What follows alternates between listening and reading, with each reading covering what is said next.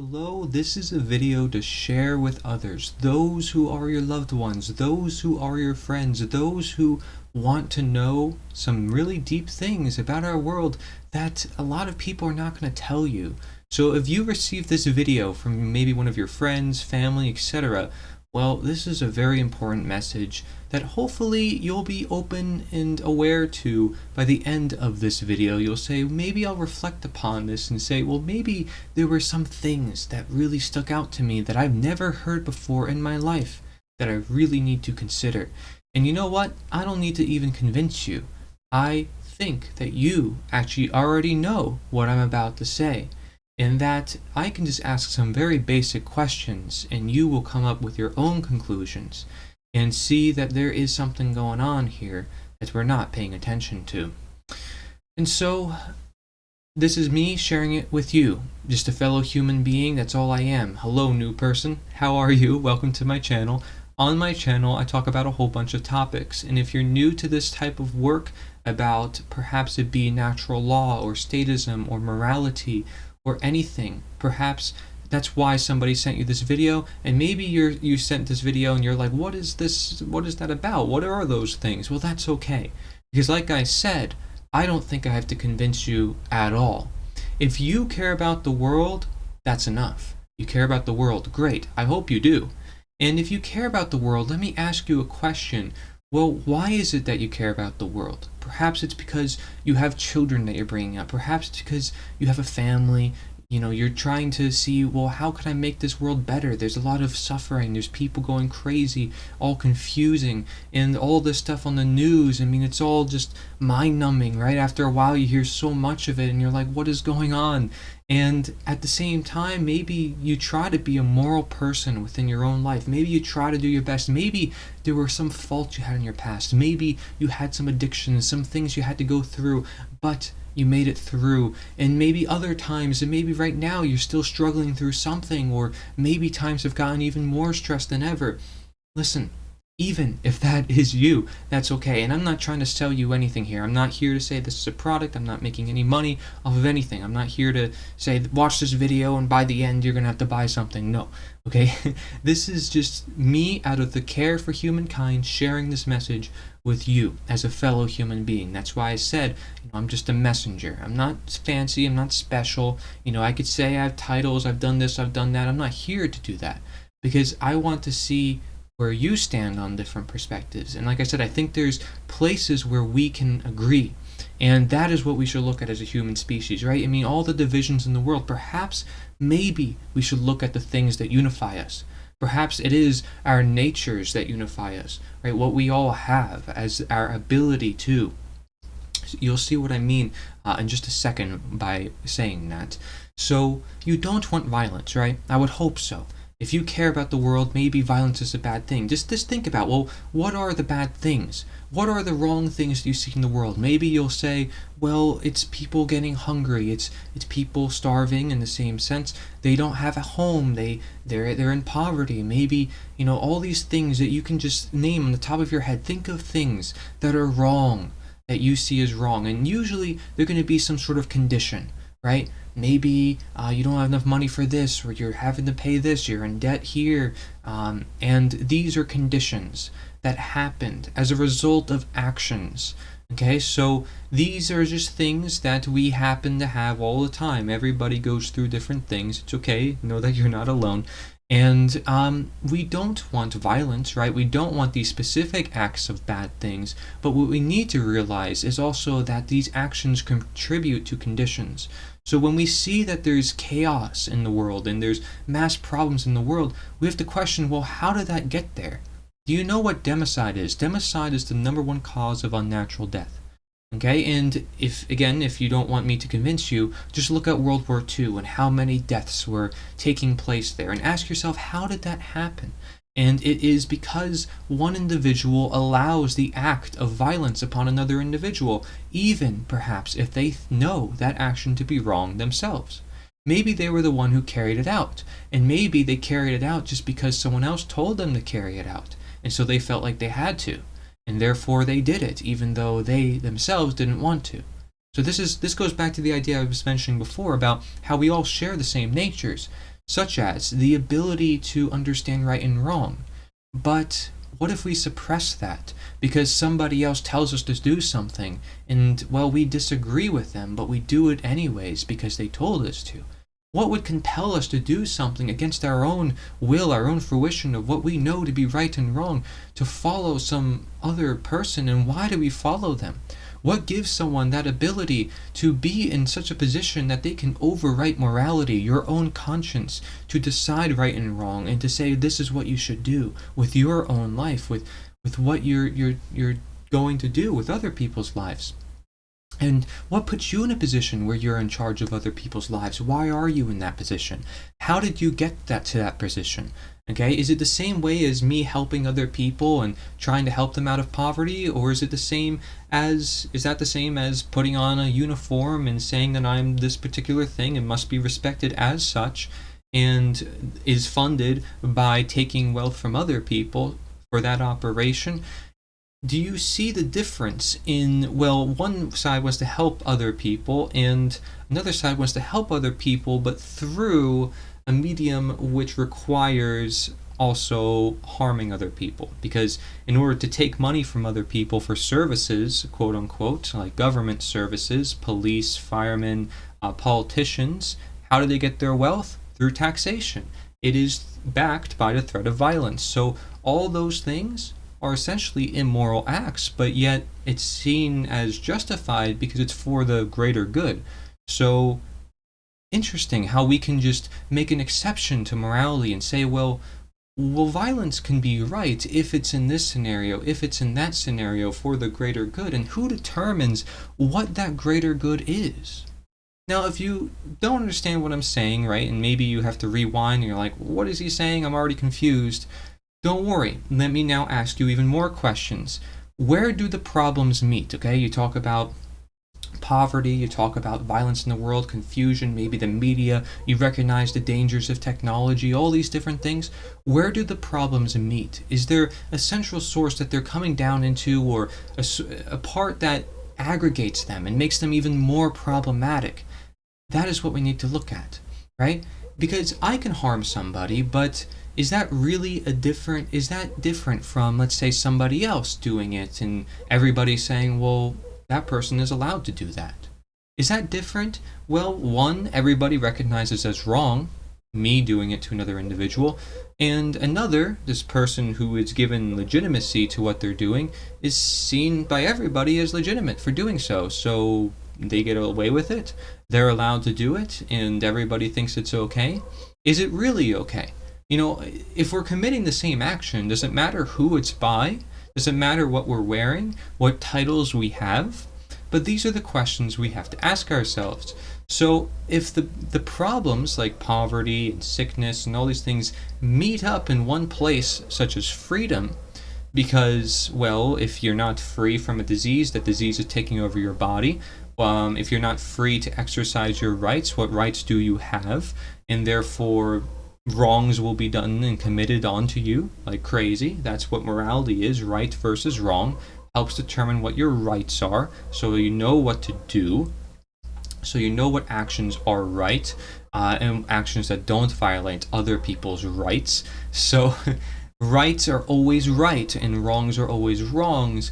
When we observe things through that lens, then we could say, well, what if what we're doing might actually be wrong? Because we think it's right, but the action itself is wrong and everybody knows it. We think it's right because it's done under the name of some title or some person with a uniform. Give me a second. Here's the deal. What are the wrong actions then? You know, if there are conditions that are poverty, sickness, etc., what are the actions that lead up to those conditions?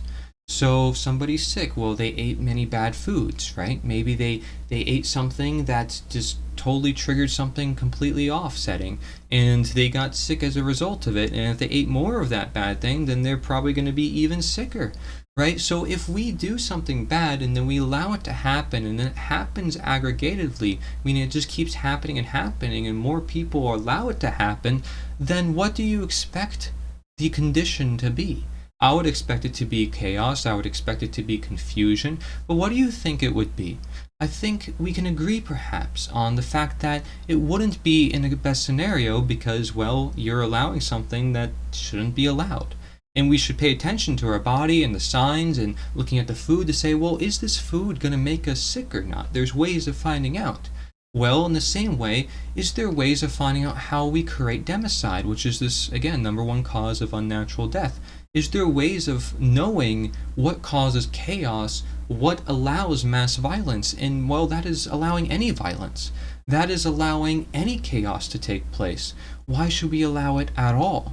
Why should we permit it at all? Why should we justify it because of some greater good if we know that some wrong thing is always going to result in more wrong? Right? So since when is there an exemption to morality? Is there an exemption to the food that makes you sick? No, unless the food is just not going to be food that makes you sick. It's either the food is healthy or it is not. And if it has parts that aren't going to make you sick, might make you sick over time, then it's different. But we're looking at actions that have direct consequences. If I harm someone, that's a direct consequence. We see who is harming someone and what's exactly happening in that scenario between two people. And, just because it's done by some other people that are seen perhaps as legitimate, such as government or anybody who is employed in government, such as, again, in World War II, that doesn't change the nature of the act, okay? So, democide, is that okay with you? And millions of people dying? I don't think it is. And if you're interested in more of my perspective on that, look at my video titled The End of All Suffering. Because the end of all suffering goes into all the forms of suffering and essentially goes into similar aspects of this video. But another question then is censorship okay with you? Because that's another thing that's happening in this world.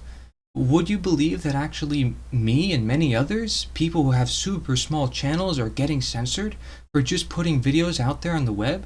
Videos about COVID, videos about all this stuff happening in the world. I mean, do you realize that that's actually happening? But it is, and it's happening to a bunch of people, even if they have the smallest channels, just because the algorithms pick up on what they're actually saying. And so it's just people who simply upload. It's not even like mass corporations. We're not looking at this side or that side, just talking about specific topics.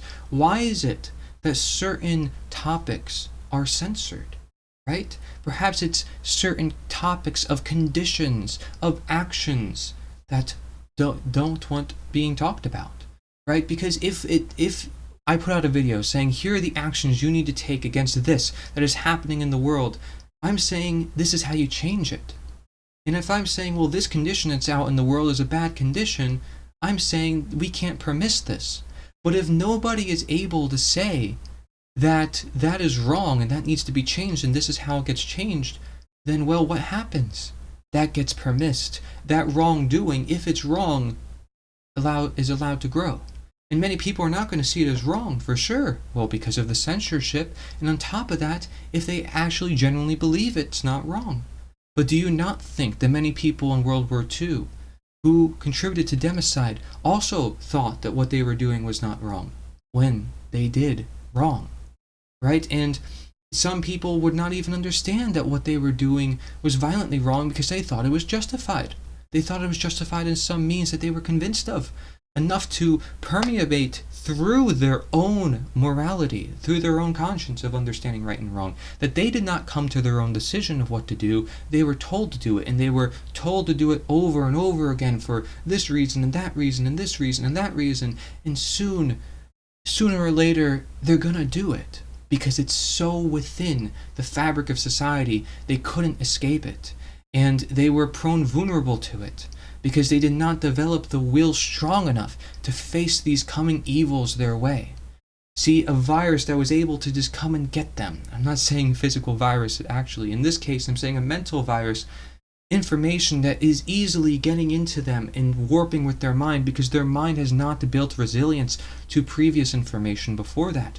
They have not either studied history or philosophy to know better of what actually has happened in scenarios like this in the past.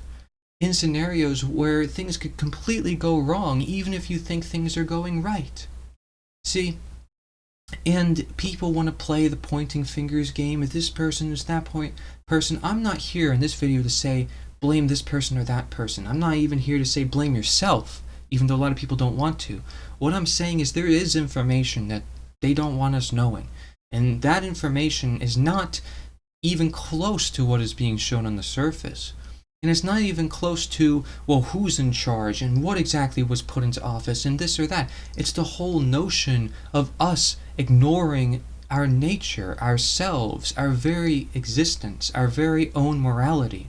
But who's going to talk about morality when there's disease and politics takes over all of it? They're not going to talk about morality because morality would tear apart their own narrative. It says you be your own leader and you don't need other leaders. That's what morality does. And it's empowering, to say the least. Even if you disagree with me about leaders and government and politics, you cannot deny the fact that morality, when you have a sense of it for yourself, you become your own leader. You understand what you should do, what you should eat, for example, right? You understand your path in life. And so what if I told you there are tools to increasing that?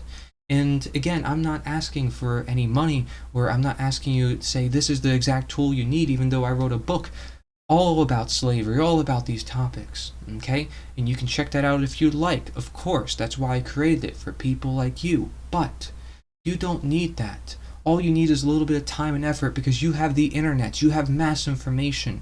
Will you use it? That's up to you. That's not up to me. And I could say, well, here's a video and it's hundreds of hours and here's all the documentation, but is that really enough?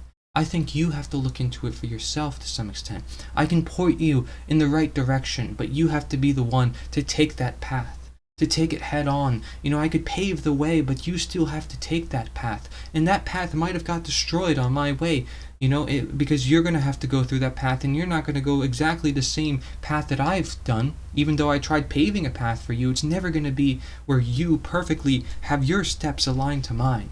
No, and you might encounter different foes from me, and that's okay. But the point is that we are following a path that we know to be true. And what is that path? Is it the path where we follow some human authority, some person with their own whim based on what they think to be right? Or is it based on what we all know to be right, what we all share, which is what our understanding of what we all share, our very basic understanding of that, which is morality, which is our own conscience, which is our ability to make decisions for ourselves. We should never give that away to other people. Let them be responsible for our own lives. That is slavery. And that is them claiming ownership over us and us saying that's okay. They can claim ownership over us. That's us, the willing slave, allowing slavery to happen. And that's why my shirt says slaves by government, but free by nature. Without free by nature, the picture is incomplete. By understanding who we are and what we do on this earth, we understand our nature. And therefore, we understand the nature of government, all the actions, all the conditions that can ever come of the human species. So if you really care about morality, you care about our world, then you would care about what creates our world, what creates morality. And that is us. That is us. That's us, our everyday actions. That's everyday people. That's not some select people that we put in charge. No, it's us, because we're the ones who put them in charge. It's all about us, everyday people. So yes, am I saying there is work that you have to do? Of course, but when is there not? There's work. If you wanted to heal your body, you were going through a disease, there'd be work for that. Well, the world is in peril. Are you just going to sit by and let it happen? No, you should do something about it. Because it's your body asking for you to heal itself, just as it is the world asking for its assistance in healing itself. So don't ignore the world, just like as you wouldn't ignore your body when it comes to health. And why should you ignore the world, right? If you're a selfless person who cares about other people, not just yourself, then you wouldn't just care about your own health, your own body. You would care about the world too. And so, like I said, there's a lot of people who are being censored. Like I said, there is violence that we permit. Like I said, we ignore our own conscience. Does these things sound good to you? And if I ask you basic questions about morality, such as, what you think is wrong, in the world around you, and then you really get curious and you ask yourself, why is that the way it is? Why is it worse when we have government? Why is it worse when government grows? Right? And why is it that a small government would be better? Right? If you ask yourself these basic questions and understand the fundamentals of freedom, how freedom actually operates, then you really get to understand what freedom is, and you can really achieve it, not just for yourself, for your own health, for your own mental sanity, but for the generations of wisdom that need your knowledge of understanding those concepts. If you do have children, they need this knowledge, because they are the ones who are going to carry this future destiny, this future world that is so uncertain, in a world where we're all detached from nature, detached from reality, detached from really who we are, because we're slaves to other people who get to live their lives on top of us. And how is that fair? Simple questions of morality that even kids sometimes know, but yet we permit as adults, because again, we see people as legitimate, even though they're committing forms of violence. And we may not know that, but I'm saying that it is happening. So now you do know that. Are you going to ignore it? Or are you at least going to consider it and look into it and say, well, maybe what if they are? What if I don't know that they are, and what if they are? Well, at least look into it. So I'm going to provide you with some resources at the end of this video, and let me tell you, they're all free on the page that I'm going to bring you to, and all these resources you could look into. Now, my book, unfortunately, since it's under certain advertising programs that I have it set so I can try to get it to more people, is not for free, but in time I'm sure it will be, and people can re-upload, etc., and I can't control all of that. So and I don't want to. I want this information to get big, so that's why I make videos on my channel dedicated to every different topic, and you can feel free to subscribe for more. I want to help people as a teacher with the knowledge of freedom. Okay? How many people come to you saying this is what freedom is and this is how it's got to be done, expecting you to know what freedom is and expecting everybody to just be on that same page? Rather than, let's talk about it, let's teach about it, let's teach other people about it, let's be the change ourselves. That's where I want to hit. I want to hit at the point where it says, join me. We can all be in this together. We all are the change. We all are the leaders, right? So the end of censorship is in more people being unafraid, speaking their minds, and in those online doing work in real life. That is the end of censorship in the technological world. And if we have enough of those three aspects, speaking our mind, being unafraid, and doing work in real life, then what we have is something that can really change the world. And if you want more information about that, boy, do I have information about how we can actually change things through action. But first things first is we need to know what we're doing, and that requires knowing what we're doing, knowledge. We need to acquire knowledge. Everything we think becomes actions. Our actions become conditions. Start with number one. That is, educate yourself. Education is never over. Even if you went through schooling as a child, even if you had a philosophy degree, even if you did all that stuff, it's still not over. There's more to learn, especially in a system that always keeps failing. 300 years later, you don't think people have tried all these political actions, all these things to try to basically unravel the tyranny that we got ourselves in? Of course they tried. But the point is, they weren't looking at the root cause, and they weren't looking at the fundamentals of freedom. That is what founded our country. It is. I have videos talking about how I don't look badly upon the founding fathers, and how we're actually just continuing their work, which they're not perfect either. They did many harmful things, crazy things, right? But there was certain things that they introduced that wasn't there for thousands of years. How could it not be there for thousands of years? Well, I'll tell you why. Because that's how powerful knowledge is. And knowledge, if it's power, is what will break the systems of control. And that's why you need to educate yourself. Big time. Very much so. And so, my 5 questions for you are going to show on the screen. I want you to ask yourself these 5 questions. This will be the introduction to all the knowledge that you're going to receive, not just on this channel, but other people's channels. There's a whole network of people like me on the onegreatworknetwork.com. There's tons of people, and they all produce great content. They all just basically expressing themselves, their own passions, and they're not doing this out of their own personal bias. They're doing this because they understand these truths, this general knowledge, again, the things we share. And we realize that with this knowledge, because it's never been shared in history before, it's never been embraced by people before, we can actually make history. So are you open? Are you new to these perspectives? Let me know, and I'm willing to help you in any way. Ask any questions, feel free, and let's open this conversation. Let's change the world together. Introduce your actions, introduce your knowledge, and let's integrate. But let's understand where we both come from first, before we move forward. And make that clear, make that rooted, make that grounded. Say, this is where I was, like a weight loss transformation. I was at this weight before, and now I'm at this weight now. We're always improving as a human species. So why not embrace where you are now? Don't put yourself down. Don't say, for all these years I believed this, for all these years this or that. Listen, we're always improving. It's okay. Even if the human species has to go through chaos, endless amounts of democide, to understand a lot of these truths that hold the core root to what democide is created by. Well, what if we can actually learn that and then reverse this whole process and make a better world where there's millions of deaths that are basically prevented, and lives that are better than ever that they ever were. Just as the slaves being freed, so cotton production actually got even better, even though everybody asked, well, without the slaves, who would pick the cotton? These are the questions you have to ask yourself. And I ask them every single day. And I ask them to people. And I don't brainwash myself with this knowledge. I had to come to understand it myself too. It was a huge thing.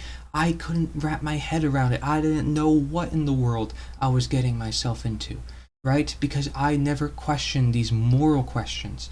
But I want you to ask yourself these questions. Thank you very much. I'm going to put them back up on the screen for you in case you didn't want to rewind or pause in that moment because I kept talking. But thank you very much. This is Corey Edmund Angela to Nature is the Answer. Follow me on this journey. Let's make it happen together.